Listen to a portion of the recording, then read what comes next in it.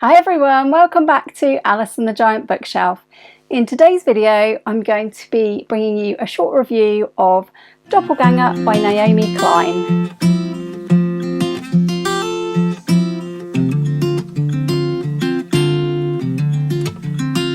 Hi everyone, welcome back to my channel, or welcome if you are new. My name's Alice and I have way too many books, but I'm not going to be talking about any of those books in this video. I'm going to be talking about my second read from the Women's Prize for non-fiction. The non-fiction prize is new this year, and the second book that I have read from that list in full is Doppelganger by Naomi Klein, and this was published last year, 2023, and its subtitle is A Trip into the Mirror World. This book is really very much unlike any other book that I have ever read in non-fiction or fiction. Klein writes about her doppelganger, another Naomi Wolf, who she noticed she was frequently being mixed up with online and mistaken for.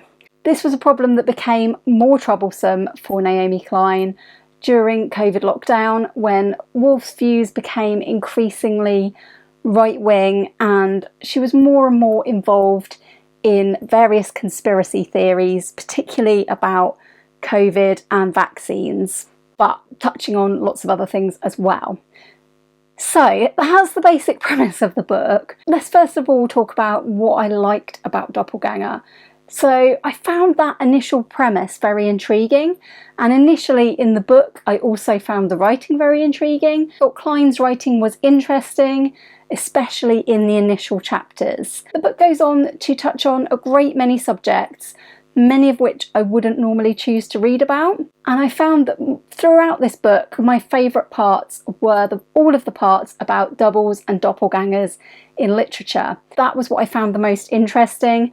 I'd say those were the parts that were most like what I thought this book was going to be, which I thought it was going to be an exploration of doppelgangers and doubles and things like that. That's what I fundamentally liked about the book. What I didn't like so much was that this rapidly became a book that seemed to be about everything that is or has been wrong with the world. This moved on from conspiracy theories in general to discuss a multitude of topics, including but not limited to COVID, anti-vaxxers, autism and neurodiversity, which I did find very, very interesting, that section, genocide, colonialism and US politics. And this was very, very heavily political for me, because I don't normally read anything political. Some of these topics I found really, really difficult to read about. Sometimes I felt like I'd really, really got to engage my brain to understand what Klein was driving at. Some of the topics made me incredibly angry to read about, and others I did find really interesting. So it was a complex and difficult read for me, and I did struggle, particularly in the middle sections and towards the end. I do think that this book could have stood to be a little bit shorter, not too much, but a little bit.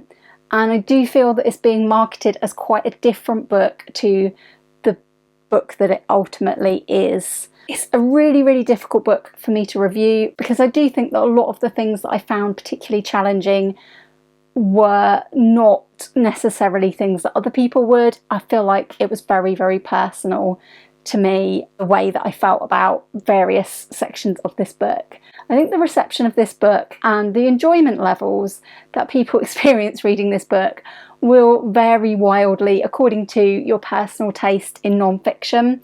I personally, and I'm probably not alone in it, but I've found current affairs and keeping up with them and the state of the world incredibly overwhelming over the last few years, and I do therefore tend to hide my head in the sand.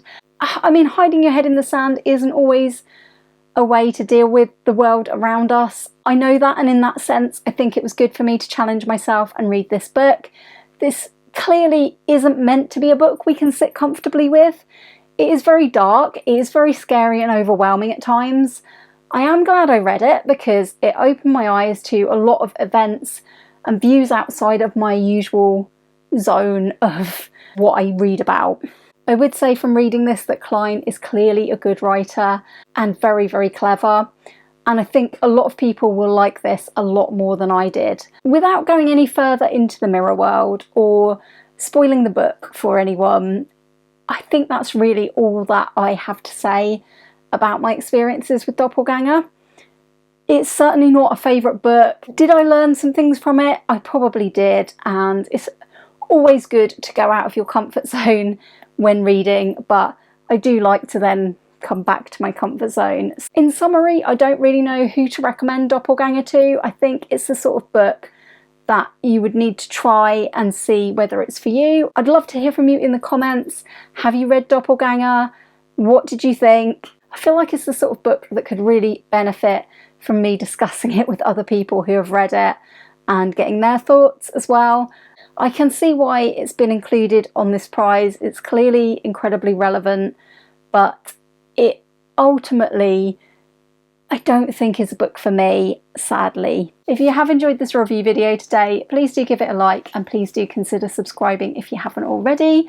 I am going to be trying to review all of the books that I read for the Women's Prize for Non-Fiction and the Women's Prize for Fiction this year.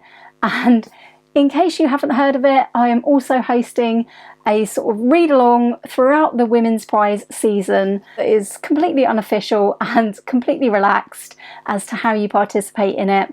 But I host this with Gemma from Gemma Books and Charlie from Charlie Brooke Reads, and it's called the Women's Prize Plodalong, and we try to get together live on YouTube to discuss the Women's Prize and the books that are on the lists with various booktubers. Our next show, as I'm filming this, is actually a live reaction to the shortlist for this prize, the Women's Prize for Non-Fiction. I would have thought this video might come out after that, but nonetheless I will link that live down below so you can see what our reactions were to that shortlist. Thanks for watching today, and I do hope you will join me again soon for another video all about books here on Alice and the Giant Bookshelf. Bye for now.